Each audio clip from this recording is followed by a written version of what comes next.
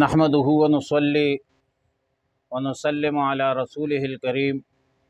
أما بعد فأعوذ بالله من الشيطان الرجيم بسم الله الرحمن الرحيم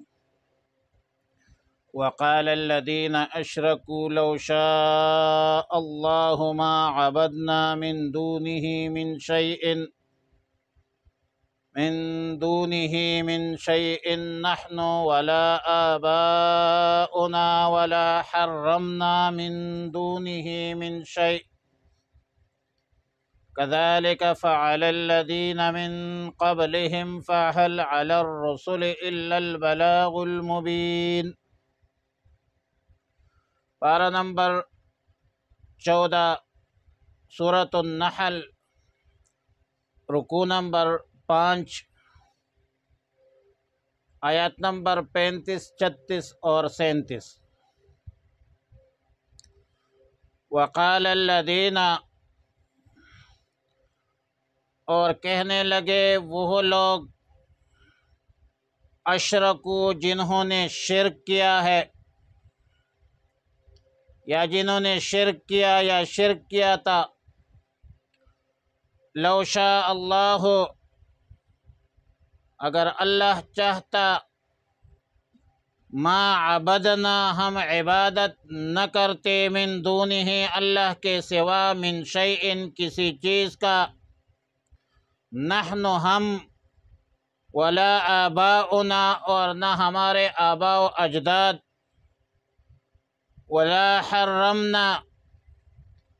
اور نہیں ہم حرام کر لیتے، من دونہ اللہ کے حکم کے بغیر، من شیء کوئی چیز یا کسی چیز کو، کذالک فعل الذین من قبلہم، ایسا ہی کیا تھا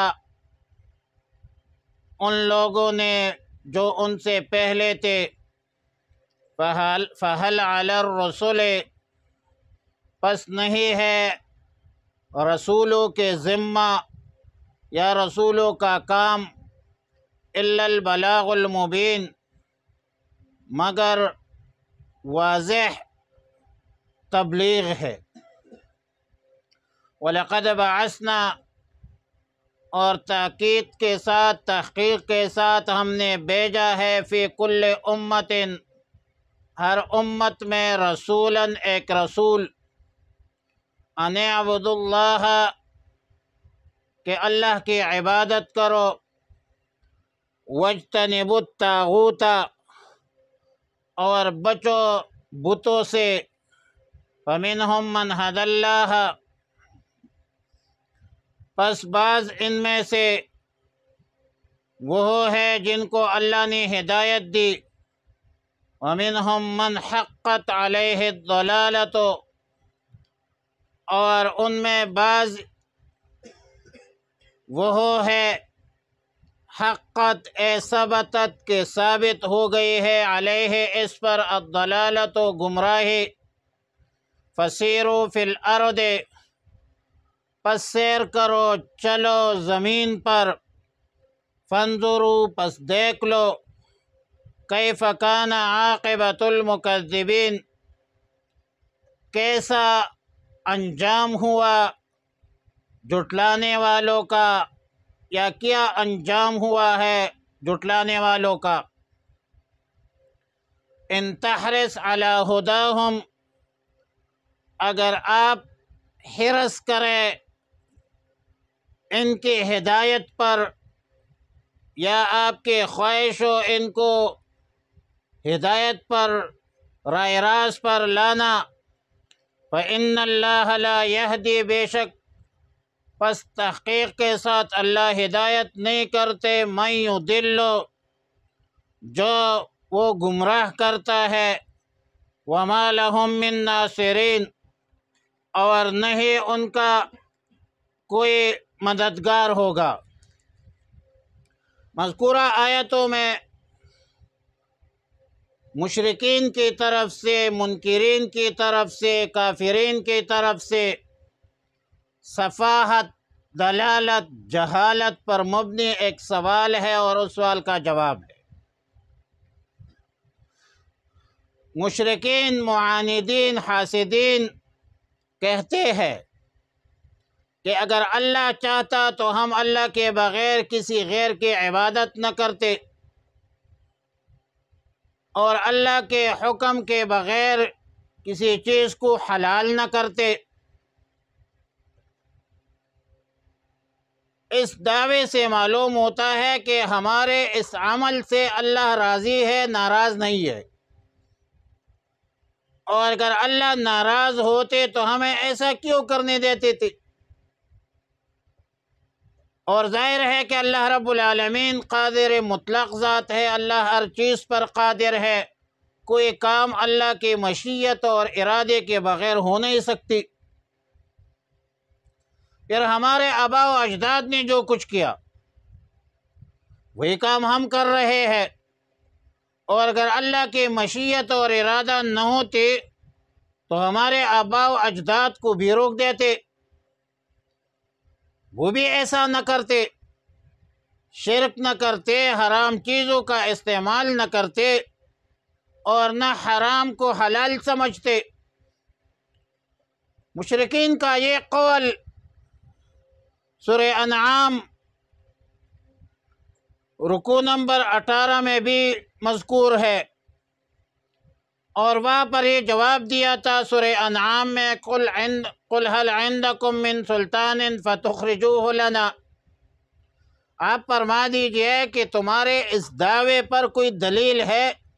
تمہارے پاس کوئی علم ہے جسے تم ظاہر کرو۔ ان تتبعون الا الظن وان انتم الا تخرسون، تم صرف اور صرف گمان کے، وہم کے پیچھے چلتے ہو، تم اٹکلیں دوڑاتے ہو، تمہاری یہ باتیں جہالت پر مبنی ہے، تمہیں کیسے پتہ ہے کہ اللہ اس پر راضی ہے؟ تم جو کچھ کہتے ہو یہ ایک بے وقوفانہ، احمقانہ دلیل ہے، اور ظاہر ہے کہ اس میں کوئی شک و شبہ نہیں کہ اللہ ہر چیز پر قادر ہے۔ ان اللہ علی کل شیء قدیر، اللہ کی ذات قادر مطلق ذات ہے، اور یہ بھی درست ہے کہ اللہ کی مشیت کے بغیر کچھ بھی نہیں ہو سکتا۔ اللہ کی ذات فعال لما یرید ہے، لیکن کسی کام کو ہونے دینا اس بات کی دلیل نہیں ہے کہ اللہ تعالیٰ اس سے راضی ہے اور اس کام میں اللہ کی مشیت شامل حال ہو۔ شیطان نے سجدے سے انکار کیا تو کیا اس میں اللہ کی مرضی شامل تھی؟ کیا یہ اللہ کی ارادے سے اس نے ایسا کیا ہے؟ مشیت کی وجہ سے کسی کام کا وجود میں آنا اور بات ہے، اور کسی کام سے راضی ہونا یہ الگ بات ہے، دونوں میں فرق ہے، کیونکہ اللہ تعالیٰ نے انسانوں کو ابتلا اور امتحان کے لیے، آزمائش کے لیے دنیا میں بھیجا ہے، موت و حیات کو آزمائش کا ذریعہ بنایا ہے۔ سورہ ملک میں ہے خلق الموت والحیات لیبلوکم ایکم احسن عملا، اللہ تعالیٰ نے انسانوں کو پیدا فرمایا ہے، ان کو سمجھ دی ہے، ان کو عقل دی ہے، ان کو شعور دی ہے، ان کو فکر دی ہے، اعمال کا اختیار دیا ہے، بندہ خیر کا کام بھی کر سکتا ہے۔ وَنَفْسٍ وَمَا سَوَّاهَا فَأَلْهَمَهَا فُجُورَهَا وَتَقْوَاهَا، تقوی کے راستے بھی متعین ہے اور فسق و فجور کے راستے بھی متعین ہے۔ شیطان کا راستہ بھی معلوم ہے، رحمان کا راستہ بھی معلوم ہے۔ بندہ خیر بھی جانتا ہے اور شر بھی جانتا ہے کہ کون سا کام خیر کا ہے اور کون سا کام شر کا ہے، کون ایمان قبول کرتا ہے اور کون ایمان قبول کر سکتا ہے اور کون کفر اختیار کرتا ہے۔ یہ اللہ کا ضابطہ ہے، قانون ہے، قاعدہ ہے، کلیہ ہے۔ كذلك فعل الذين من قبلهم فهل على الرسل الا البلاغ المبين، اس طرح ہی ان لوگوں نے کیا جو ان سے پہلے تھے۔ بس انبیاء علیہم السلام کے جو فرض منصبی ہوتی ہے، جو ذمہ داری ہوتی ہے، وہ صرف اور صرف واضح طور پر وہ تبلیغی دین ہوتی ہے، جو رسالت کا تقاضا ہے، جو نبوت کا تقاضا ہے۔ اللہ تعالیٰ نے انبیاء علیہم السلام کو عالم انسانیت کی صلاح فلاح اور خیرخواہی کے لیے بھیجا ہے۔ انبیاء علیہم السلام نے عالم انسانیت کو خیر و شر کا تمیز سمجھایا ہے، ایمان کے فوائد، ثمرات اور منافع سمجھایا ہے، اور بعد الموت ایمان کو نجات کا ذریعہ بتلایا ہے، جنت کی نعمتیں بیان کی ہے۔ یہ تمام تر تعلیمات انبیاء علیہم السلام نے خوب کھول کر واضح طریقے سے بیان کی ہے، اور بڑی امانت، دیانت اور مکمل جدوجہد کے ساتھ احکام الہیہ کو عالم انسانیت تک پہنچایا ہے۔ اب جس نے ماننا ہے اس نے مان لیا، جس نے نہیں ماننا ہے اس نے کفر اختیار کیا۔ یہی تو ابتلا ہے، آزمائش تھی پورے عالم انسانیت کے لیے۔ اگر اللہ کی طرف سے اختیار نہ دیا جاتا تو جبر و اکراہ پر کے اساس پر ایمان لانا، سختی سے اعمال پر مجبور کرنا، یہ تو اللہ کا ضابطہ نہیں ہے، یہ تو اللہ کے حکمت کے موافق نہیں ہے۔ اس کی وجہ یہ ہے کہ پھر امتحان، آزمائش، ابتلا کا پھر فائدہ کیا ہوگا، اور نہ امتحان اور ابتلا کا موقع ملتا۔ لہٰذا اللہ تعالیٰ نے خیر بھی پیدا کیا ہے، شر بھی پیدا کی ہے، دونوں کے قدرت اور استطاعت انسان کے بس میں ہوتی ہے کہ وہ خیر اختیار کرتا ہے، شر اختیار کرتا ہے۔ لہٰذا معلوم ہوا کہ مشیت خداوندی سے کسی چیز کا وجود میں آنا اس بات کی دلیل نہیں ہے کہ اللہ اس برے عمل سے راضی ہے۔ یہ اٹکل اور گمان پر مبنی دلائل، اور یہ تو بندے کو غلط ڈگر پر، غلط راستے پر جو ہے مجبور کرتا ہے، اور غلط راستے پر چل دے دیتا ہے۔ فارسی میں کہتے ہیں بر رسولہ بلاغ باشد، انبیاء کا کام تبلیغ ہے، ما علی الرسول الا البلاغ المبین۔ آیت نمبر 36 میں فرمایا وَلَقَدْ بَعَثْنَا فِي كُلِّ أُمَّةٍ رَسُولًا أَنِ اعْبُدُوا اللَّهَ وَاجْتَنِبُوا الطَّاغُوتَ، اور ہم نے ہر امت میں رسول بھیجا ہے۔ رسولوں نے یہ پیغام دیا تھا کہ اللہ کی عبادت کرو، شیطان کے اتباع سے پرہیز کرو، دور رہو، اجتناب کرو۔ طاغوت کی تو کئی معنی ہے، لیکن بت کے معنی پر بھی ہے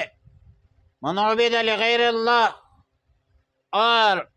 ایک معنی وہ بھی ہے باطل قوت کا معنی بھی ہے، جس کو ہم طاغوتی قوتیں کہتے ہیں، شیطانی قوتیں کہتے ہیں۔ تو مخاطبین میں دونوں طرح کے لوگ ہوتے ہیں۔ بعض لوگوں کو ہدایت مل جاتی ہے جنہوں نے انبیاء علیہم السلام کی بات مانی ہے، انبیاء علیہم السلام پر ایمان لایا ہے، اللہ کے احکامات پر عمل کی ہے،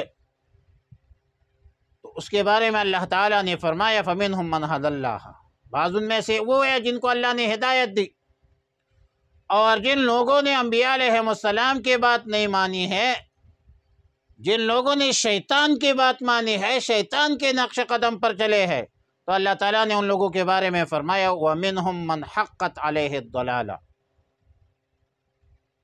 ثبتت علیہ الضلالہ۔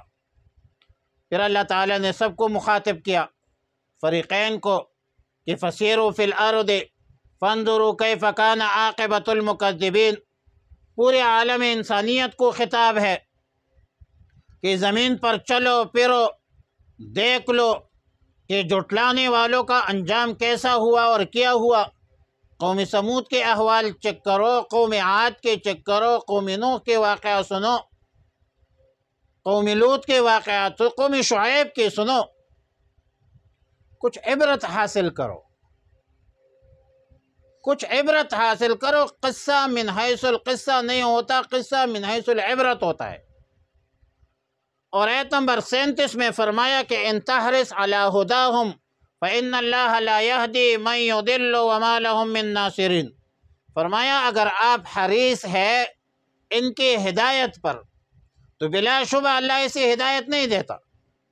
جسے اللہ گمراہ فرماتا ہے ان کے لیے کوئی مددگار نہیں ہوگا۔ دراصل رسول اللہ صلی اللہ علیہ وسلم رحمت للعالمین تھے۔ رسول اللہ مبارک صلی اللہ علیہ وسلم کے دل مبارک کا تقاضا یہ تھا کہ جن لوگوں کے سامنے دعوت حق پیش کر رہا ہوں، اللہ کی طرف بلاتا ہوں، دین کی طرف بلاتا ہوں، توحید کی طرف بلاتا ہوں، اور جس کو بھی دعوت دیتا ہوں یہ لوگ ایمان ہی قبول کر لے، لیکن اللہ تعالیٰ کے قضاء و قدر میں یہ نہیں ہے کہ سارے لوگ ایمان لائے، سارے لوگ مسلمان ہوں۔ وہ اللہ کی حکمت کا تقاضا بھی نہیں ہے کہ کچھ، اللہ کی حکمت کا تقاضا تو یہ ہے کہ کچھ مسلمان ہوں گے، کچھ کافر ہوں گے، لیکن مسلمان بھی جبرن نہیں ہے اور نہ کافر کوئی جبرن کافر ہے۔ انبیاء علیہم السلام نے عالم انسانیت کو خیر کا راستہ بھی بتلایا، شر کا راستہ بھی بتلایا، ہدایت کا راستہ بھی بتلایا، ضلالت کا راستہ بھی بتلایا، اور اسلام تو دین فطرت ہے، فطرت اللہ التی فطر الناس علیہا۔ اب اس دین فطرت کے حوالے سے انبیاء علیہم السلام کا کام کیا ہے؟ ان کا کام ہے تبلیغ کرنا، اللہ کے احکامات عالم انسانیت تک پہنچانا، نتیجہ اللہ پر چھوڑنا، نتیجہ اللہ کے اختیار میں ہوتا ہے، اور یہ رسول اللہ مبارک صلی اللہ علیہ وسلم کے امت کے ہر فرد کی ذمہ داری ہے کہ اعلاء کلمت اللہ، دین کے سربلندی کے لیے جدوجہد کرے، کوشش کرے۔ اب جو لوگ اللہ کے احکامات اور رسول اللہ صلی اللہ علیہ وسلم کی تعلیمات پر عمل کرے تو وہ دنیا میں بھی کامیاب ہے، آخرت میں بھی کامران ہے، اور جو لوگ اللہ کے احکامات اور رسول اللہ صلی اللہ علیہ وسلم کی تعلیمات پر عمل نہ کرے، کفر اختیار کرے، شرک اختیار کرے، ضلالت گمراہی اختیار کرے، تو نہ دنیا میں اس کا کوئی مددگار ہوگا اور نہ آخرت میں کوئی حمایتی ہوگا۔ اللہ ہمیں نیک اعمال کی توفیق عطا فرمائے۔